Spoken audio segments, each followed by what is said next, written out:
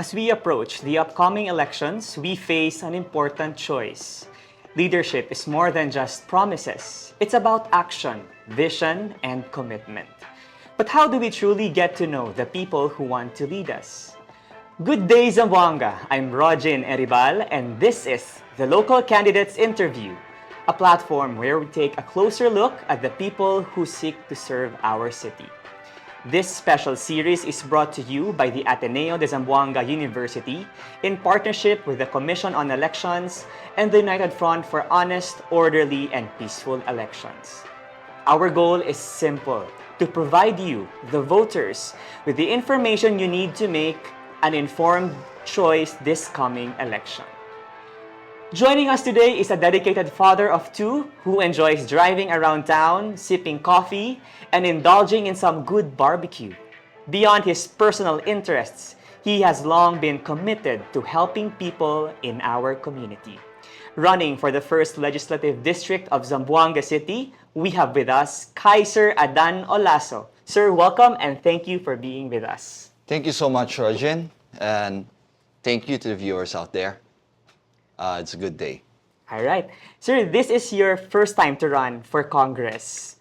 Yes, technically it's my first time to run for Congress, as I previously dipped my hands in politics previously. But I tried running for city councilor, but sad to say I failed that. But that's okay. That's okay. This is your second, another chance. Yeah, this is different. This is way different than running for councilor. Running for Congress is it's a different story. How come is this a different situation? You put it this way: running for councilor, like there's 8 slots. You have 8 chances to convince people to vote for you.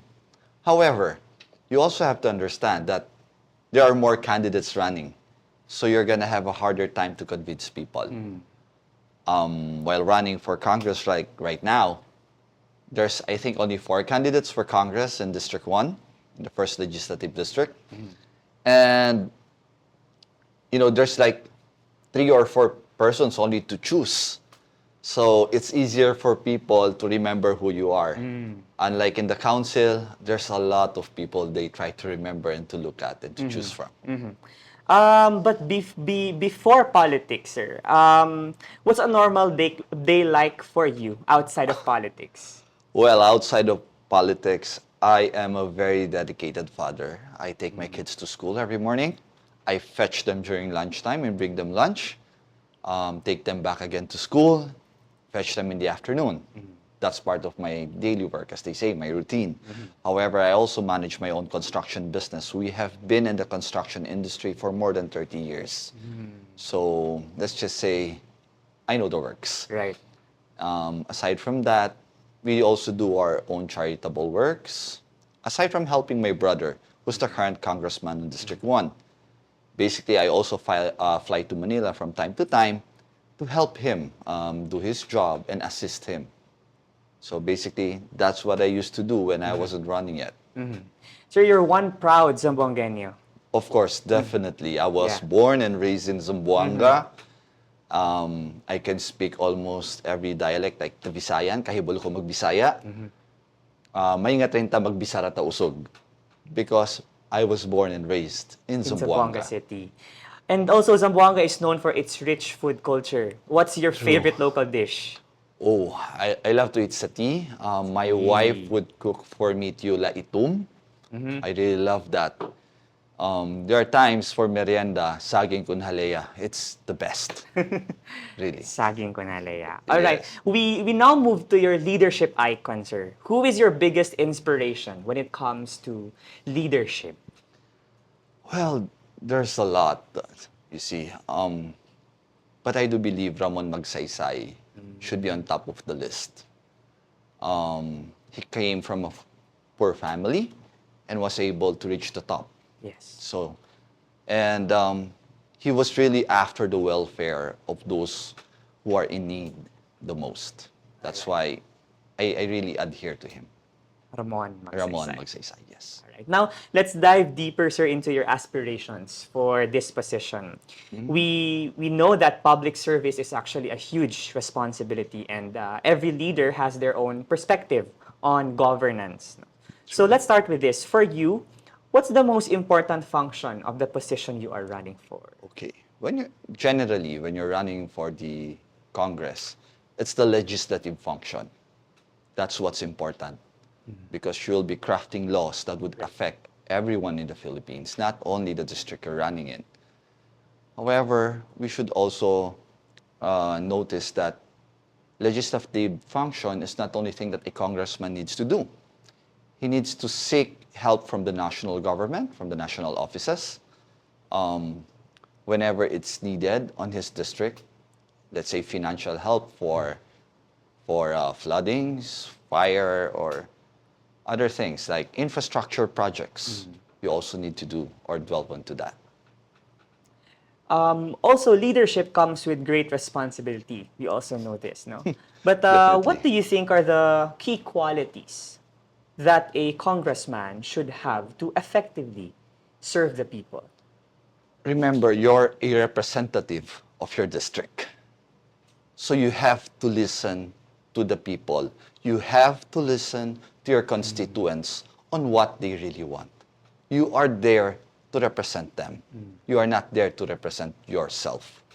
So you have to look after the welfare of your constituents. All right. Good governance is a term we actually hear often, no? But what does it really mean to you?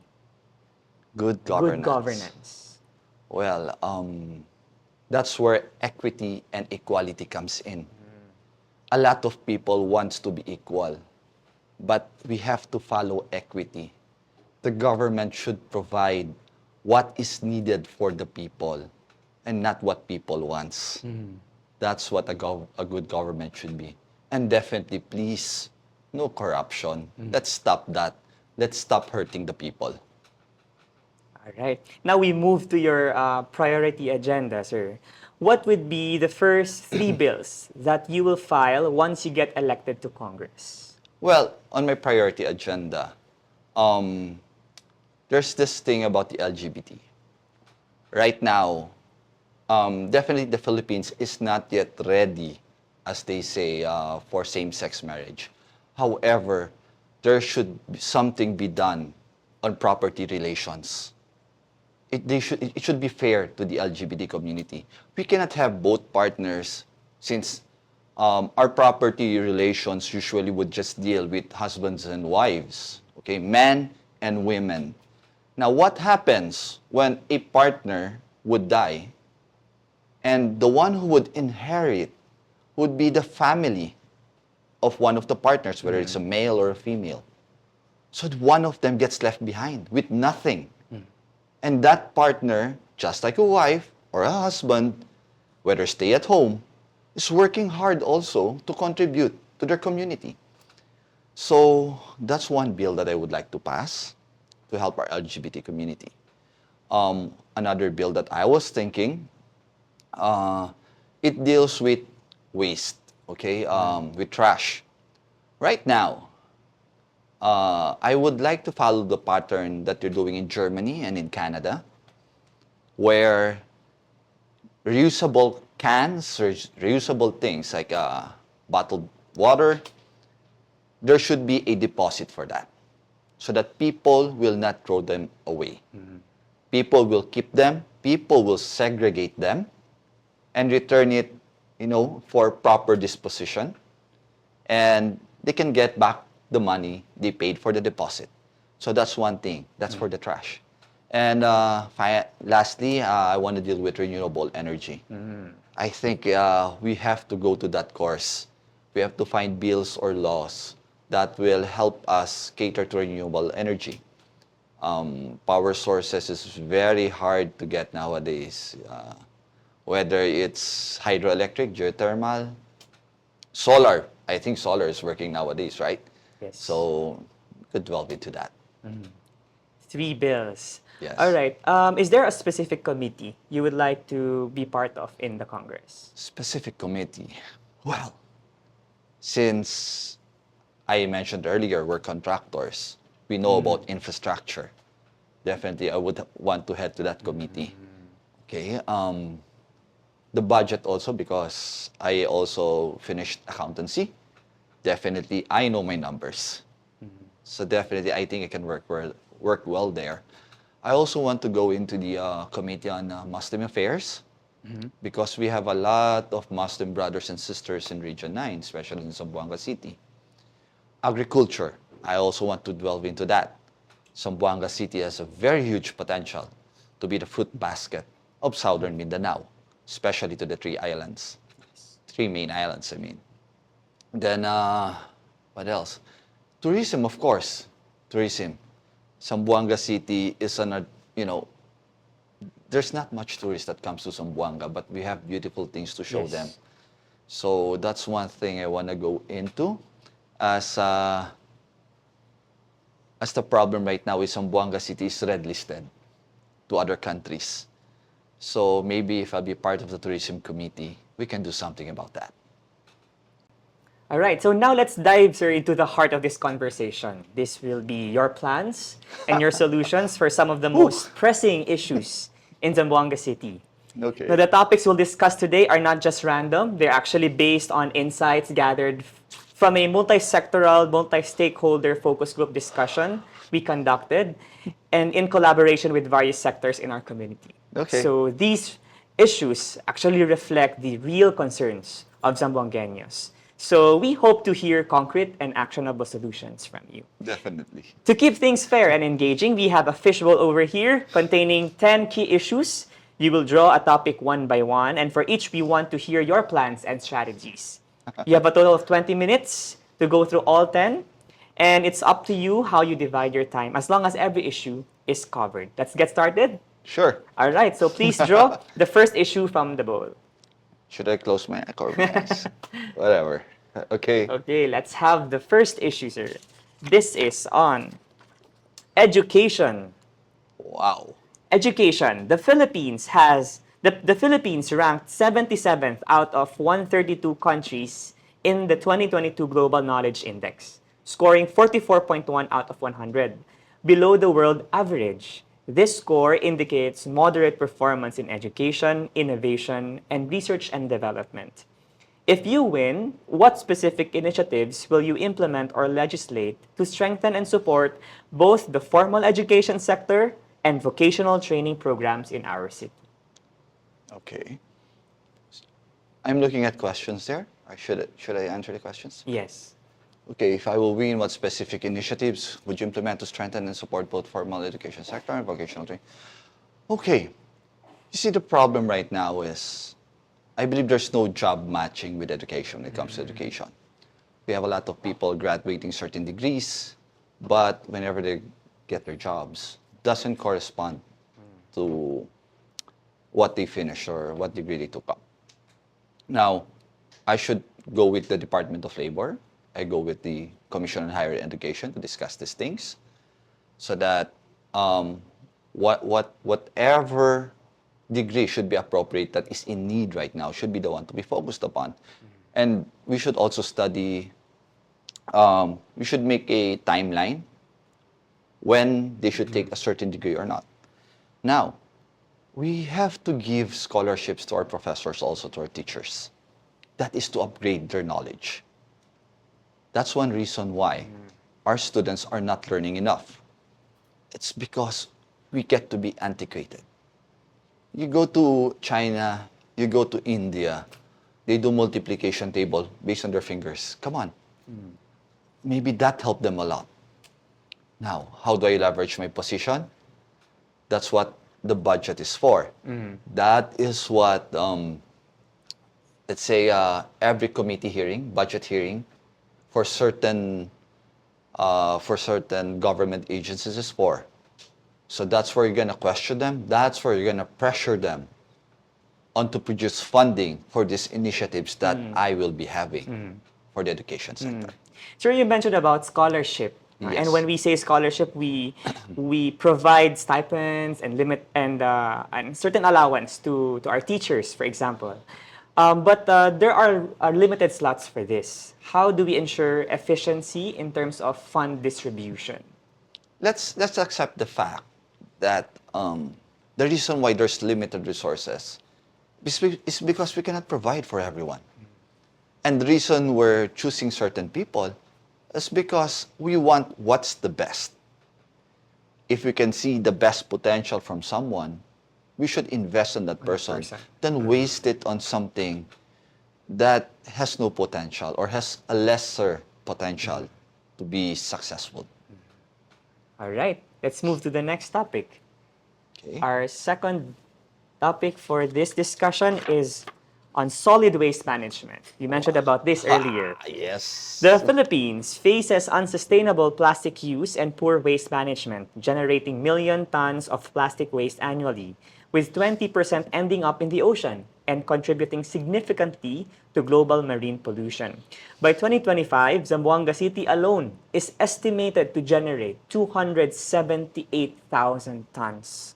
If you will win as our next congressman, what specific legislative strategies will you do in as far as improving solid waste management for our city? You see, the problem in Zamboanga or entire Philippines, it's segregation. Most of our trash, if not all, is not segregated. So that's the reason why the bill that I mentioned earlier, we're giving deposits to disposable items. It's because it is to induce people to segregate their trash. We also have to study again the possibility of bringing back incinerators. We have a law in the Philippines that is against incinerators. Yes. But how come Japan has it? How come Singapore has it?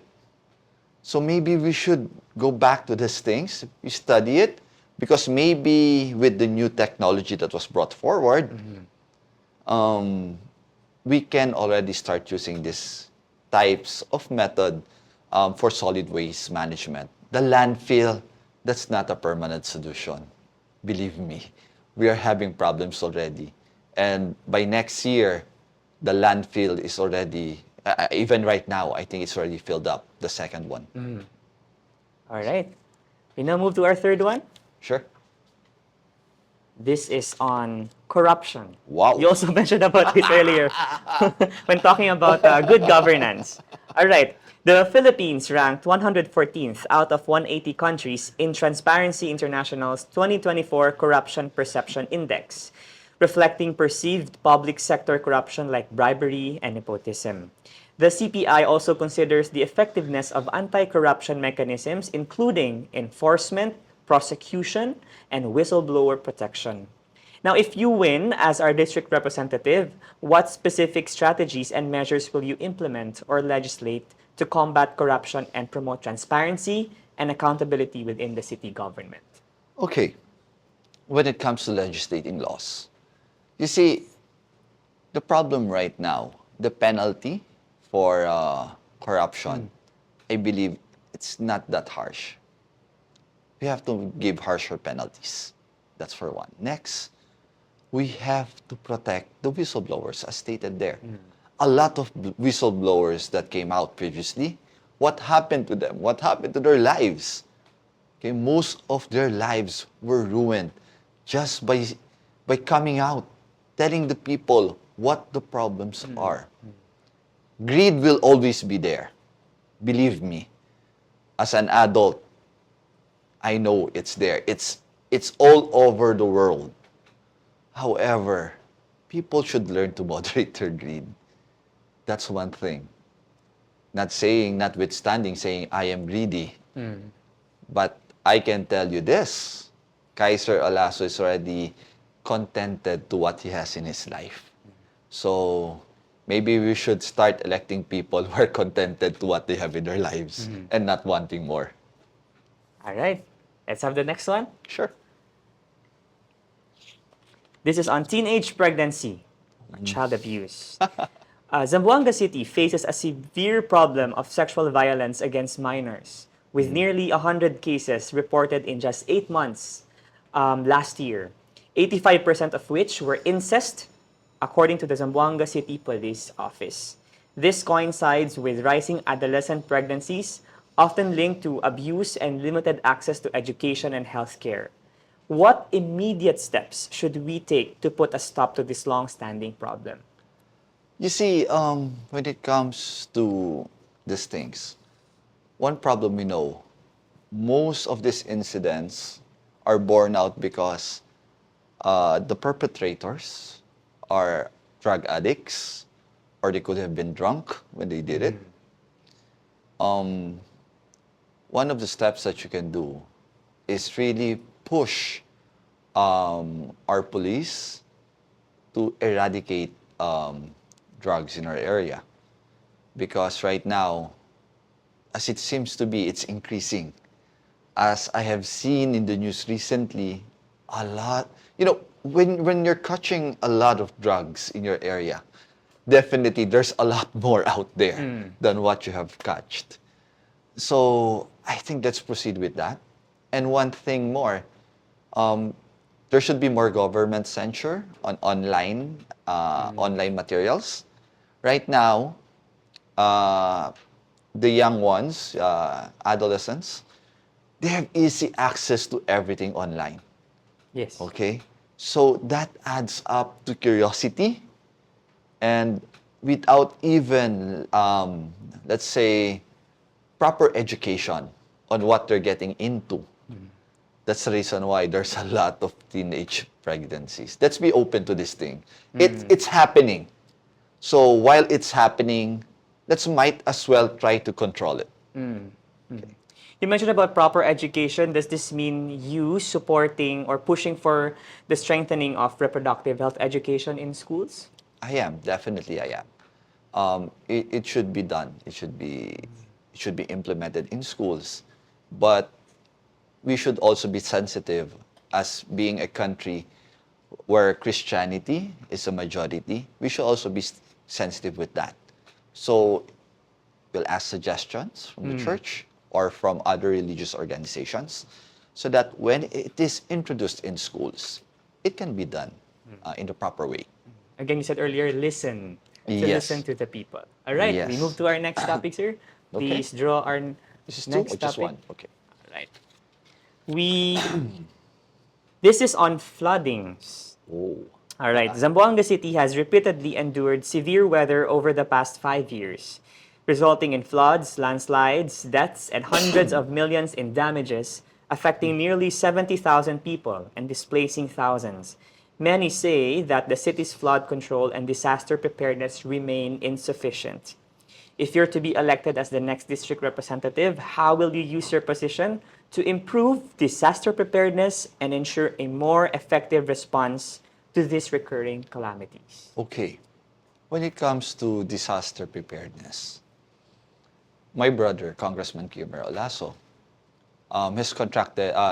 has constructed initiative, mega dikes in certain areas in the city that is flood prone.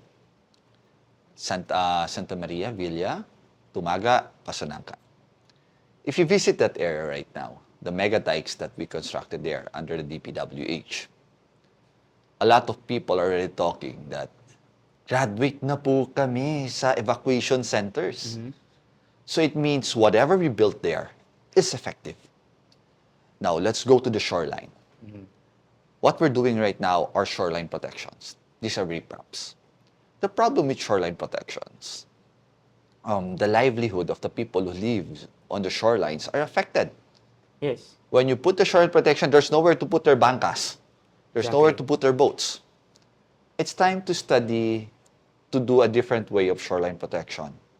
Maybe we can do barriers on the sea itself, where during storms or hard storms will come in, they can hide their bangkas there, and there would still be sand where to park their bangkas.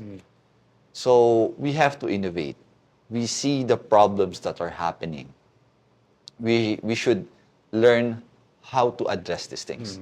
Now, the only way to do that is to talk to the DPWH, to talk to the to other government agencies who can provide us with fundings in order to build these structures, so that when these incidents happen, we are ready for it. But sir, how soon can we secure funds for this? Because sometimes it takes a long time for us to have it. Rome wasn't built in a day. We are only allotted a certain amount of budget every year, every district. with Yes. whatever funds the country has. So it may take some time, but what we're looking for are permanent solutions, not band-aid ones. If we're gonna rush into things, believe me, it's not gonna be done properly. It's not gonna be done well. Okay, let's move to the next one. There you go. Thank you. This is on food security. A 2024 World Food Program report identifies major livelihood zones in the Zamboanga Peninsula, including aquaculture, rice farming, and crop production. Climate change-driven temperature increases threaten these sectors and food yields. What measures should be taken and prioritized in Zamboanga City to mitigate the impacts of climate change to city's food security? I believe that impounding dams should already be built in Zamboanga City. Why do I say that? Whenever it's El Nino, the sembradores or the farmers, they don't have access to water their crops. That results in lower yields of harvest. Yes. And when that happens, they go to bankruptcy. Believe me, I know a lot of farmers in La Paz, in Sinubong, Patalon. These people are very much affected by the El Nino phenomenon. Yes. If we have an impounding dam, that is where they can get water for their crops. We need more solar water pumps, solar water wells, so that they can have access to water even when it's El Nino. So that's one way to secure food security. And we have to learn our lessons from COVID, during the COVID days, right? During the pandemic days. Zamboanga had no access to food. We did not have enough food in Zamboanga. And Zamboanga City has a very huge potential to be the fruit basket, not only for Zamboanga City, but also the 3 islands that is near us. Okay. Next, go to the next one. Okay? This is on ayuda and social welfare services. All right. Many eligible families, especially indigenous peoples, are excluded from the 4-piece program despite profiling. Similarly, numerous senior citizens are denied government assistance due to limited slots, leaving many vulnerable beneficiaries in Zamboanga City without financial support. Now, if you win as our congressman, how would you ensure the equitable distribution, you mentioned about this earlier, of these programs to all eligible beneficiaries? And what specific measures within your capacity would you implement to prevent the misuse or misappropriation of these resources? Okay. I really did mention earlier, equitable distribution for government funding. You see, the problem right now, the profiling of the people who need it the most are not done properly. There isn't even, I think, any digital file that will tell you who is poor, who is rich. Andyan pa rin yung sinasabi nilang malapit sa kaldero. Why is that? Because that, it resonates to the people. That's what's happening to the national government. The one who's nearest to the executive are the ones getting the more funds. So, I think a law should be passed on how these things should be done properly. Let's talk with the DSWD. Let's talk with the DOLE, Department of Labor, to put up stringent rules on classifying people who are qualified or not. Because based on my experience right now, you just change the name of the person who's going to receive the ayuda, he's gonna get it already. And mind you, it's not I'm really against the ayudas, but I think it's time for us to go back to livelihood programs. Because nobody's lives will be uplifted with ayudas. Let's go back to giving livelihood programs for people. Teach them how to fish. and they can eat for the lifetime they have, right? Right. Okay. We have about 7 minutes left to discuss 3 more. Let's have our next one, sir. Our next one is on peace and order. A series of shootings in Zamboanga City has led the mayor to deploy the AFP to support the police in maintaining order and addressing rising crime. This comes at a time when the election gun ban is in full force but is violated. Now, what do you think is the solution to this problem, and how do we ensure a stronger peace and order for the city of Zamboanga? There's a lot of contrasting views on this one, Yes. especially the gun ban. Who really follows a gun ban? Only law-abiding citizens. And who does the crime? Of course, people who does not follow the law. So gun ban only puts certain people, law-abiding citizens, to a disadvantage. So we have to look into this further. Okay. Because if that's the case all the time, we, the law-abiding ones, will always be at a disadvantage. So another way to ensure a stronger peace and order in the city, let us study our security framework. Let us give more support to our police. As far as I know right now, there are lesser K9s in Zamboanga City than the previous administration.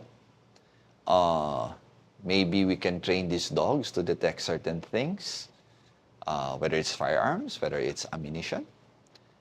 Let's also study the possibility of putting huge X-ray machines on our ports, as long as it wouldn't violate the constitutional rights of a person.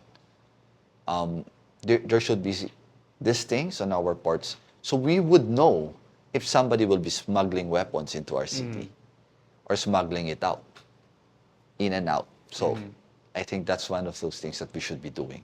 More fundings for our security forces. All right. Down to our last 2. We have 5 minutes left. Not doing bad, am I? Not too bad, right? All right. This second to the last is on power. Okay. Crown Investment Holdings assumed Zamzelco's management in 2019. Yet system losses, inefficiency, and outages continue, reportedly causing debt to balloon to 4 billion pesos.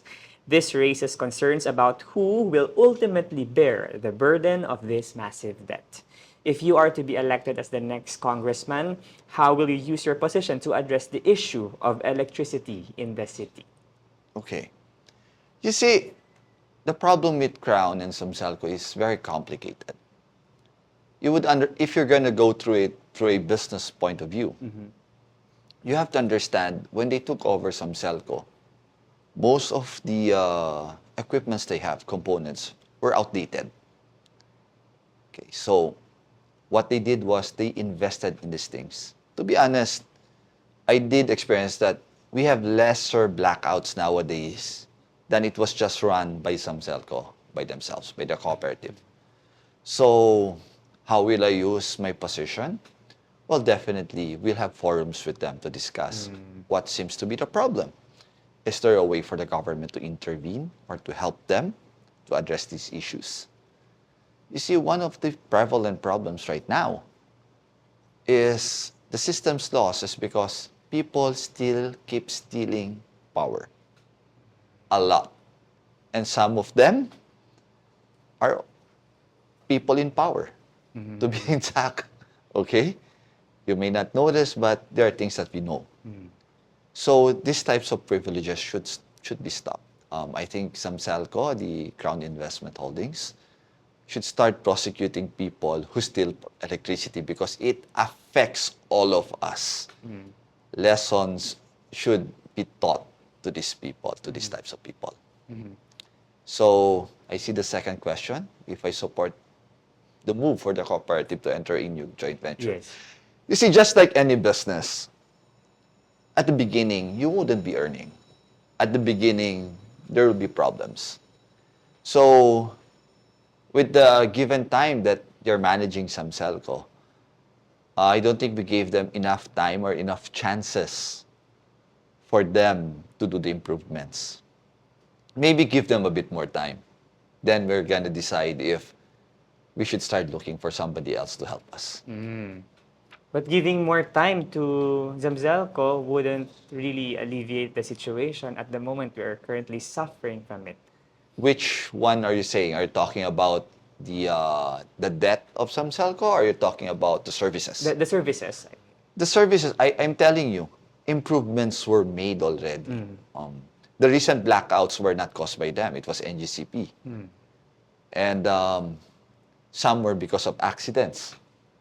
Just a couple of nights ago, I heard a car hit one of the electric posts. So I don't think we can account them. They should be held accountable for that. Okay, so there are improvements actually, and I can see that. I don't know about you, but I can feel that personally. All right. Now let's go to the final one. We have 3 minutes left. This final topic is on traffic. Traffic. A 2023 study revealed worsening traffic in Zamboanga City, with commuters experiencing 30-minute delays per trip and losing 2 hours daily. The study also highlighted widespread dissatisfaction with the city's limited, unreliable, and uncomfortable public transport system. What would be the best way to address our traffic problem in the city, and what would be your strategy for addressing this? You see, come to think of it, if you talk about traffic, this is actually more of an administrative agenda, executive agenda. This is not more of a legislative one. However, there's an option for us to improve our mass transport system. The only reason people keep buying motorcycles, keep buying more cars, simply because, again, as mentioned earlier, unreliable. Our mass transport system is unreliable. So that's one thing, so we can address this problem. Now, regarding our roads, one reason for traffic is because it's man-made. There are diggings all over the city. Yes. Even in front of Ateneo. Yes. Before going to Ateneo, I'm even wondering, were these diggings necessary? Because as far as I remember, these pipes were laid there just 10 years ago. And I don't see any leaks right now. I don't even see any reason for it to be replaced. But then again, they're doing it already. So what should we do? Well, let's go to modern ways on doing construction works. Being a contractor myself, there are options to do that. However, it's up to our government, it's up to our city or national government if they're willing to pay the buck. Yes. You want quality? Don't pay the China price. Pay for the right quality. So we can do it the right way. Just like in Japan, they can excavate a road and asphalt it in the morning, and it's ready. We can do that in the Philippines. But are we willing to pay for that? That's another question that we should answer. All right. Okay, so sir, we're now at the final part of our conversation, and this is your chance to speak directly to the people of Zamboanga City. With everything we've discussed, your vision, your plans, your solutions, why should you be the next congressman of the 1st District of Zamboanga City? And what is your message to Zamboangueños as they prepare to cast their votes this coming May 12th? Okay, para nabibientas de Zamboanga. Sabi ustedes, no perde esperanza. There is still hope. There is still hope for change. There is still hope to do the right things at the right time. This is the right time to do the right changes for our city. Lastima ang mga proyekto kaya prinsipya si Kongresista Kaiser Olaso, si deha kita na otro administrasyon, si hindi man lang sila kontinua con ese. Ese mga proyekto, bien necesita kita sa todo. Por ejemplo, el mga flood control projects, y el hospital allá na Zamboanga Ecozone. Pensa kita muy bien, pensa kita muy bonamente. Kung ken ba kita busca lideres, aquel ba lideres, deberasan siya ni corazon para servir, o lideres ta pensa lang por personal interest. Si Kaiser Olaso ta sirvía desde antes. No ayo ko sa tapidi en cambio con vosotros.